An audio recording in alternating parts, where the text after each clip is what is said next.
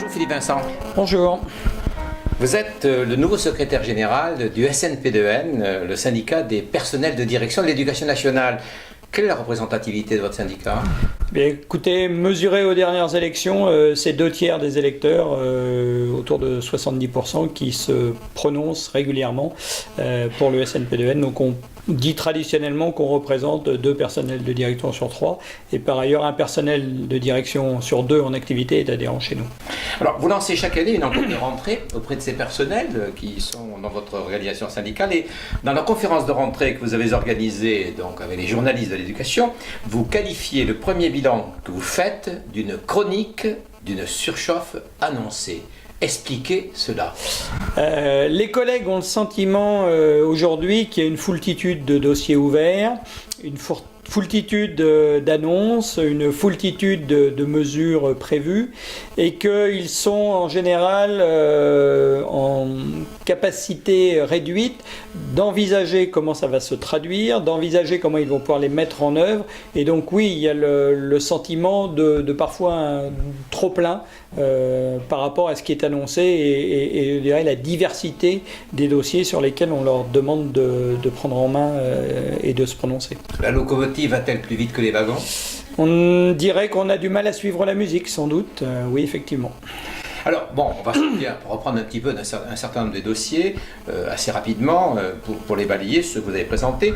Pour ce qui est des personnels en place, vous semblez vous inquiéter de l'habitude des proviseurs et des principaux à ne pas avoir le jour de la rentrée scolaire tous les personnels dans leur établissement. Oui, effectivement, lorsqu'on fait le constat, et ça fait plusieurs années qu'on le fait, ils nous répondent très régulièrement qu'ils n'ont pas tout leur personnel.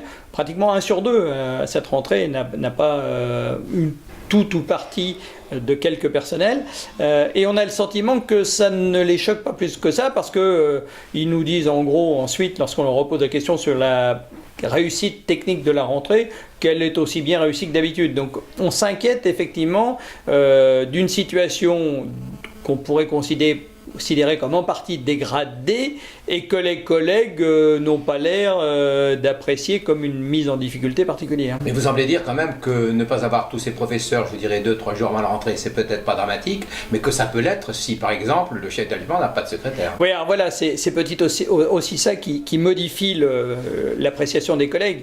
Je dirais qu'un collègue à qui il manque, alors ça dépend aussi de la dimension de l'établissement, parce que si c'est 2 collègues sur 320, c'est pas la même chose que 2 sur 25. Mais parce qu'il a le sentiment que assez rapidement les rectorats ou les directions académiques vont régler le problème, et donc il peut espérer que ce soit une situation très temporaire.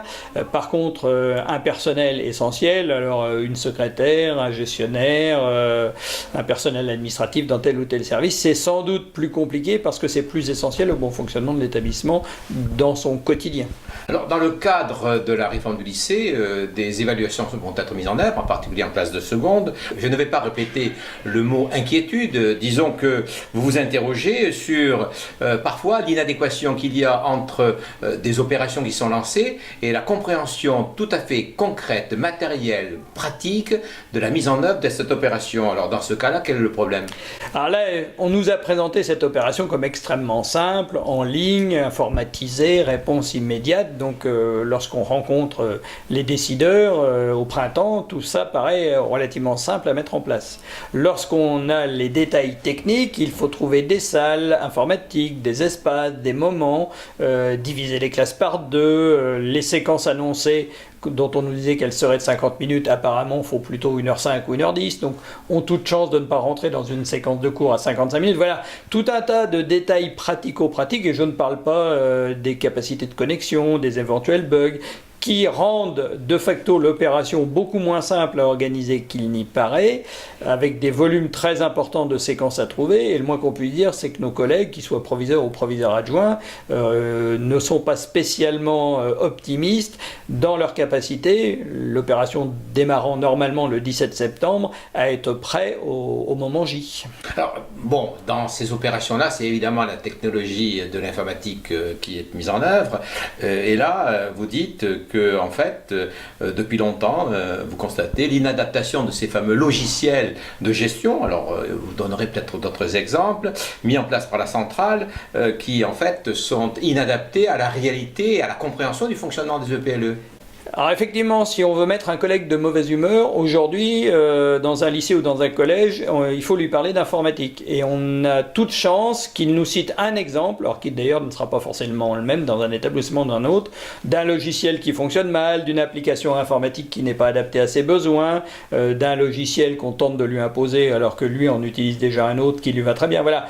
On sent bien qu'il y a une irritation des collègues sur ce dossier, d'autant plus que ce qu'on souhaiterait, c'est que ces logiciels, progiciels ou dispositifs informatiques soient mis vraiment au service des établissements pour en améliorer la qualité de fonctionnement et la qualité du service rendu. C'est aujourd'hui plutôt une complexité, des doutes, des bugs que rencontrent les collègues, et le moins qu'on puisse dire, et on va mener une enquête assez lourde, c'est qu'on a toute chance d'écrire un livre qui soit noir de l'informatique dans les EPLE, et que c'est d'évidence un sujet de mécontentement assez récurrent chez les collègues. J'ai même entendu dire que l'idée d'une jacquerie informatique circulerait. Il n'est pas impossible effectivement qu'à un moment donné, il y ait une forme d'exaspération telle par juxtaposition ou surimposition de problèmes les uns après les autres pour que les collègues aient une tentative de volonté de boycott ou de refus assez organisé parce que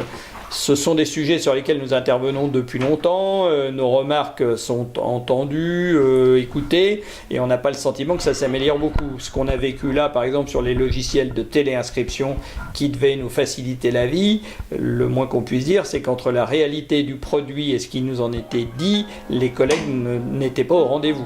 Donc ça peut expliquer les irritations des uns et des autres.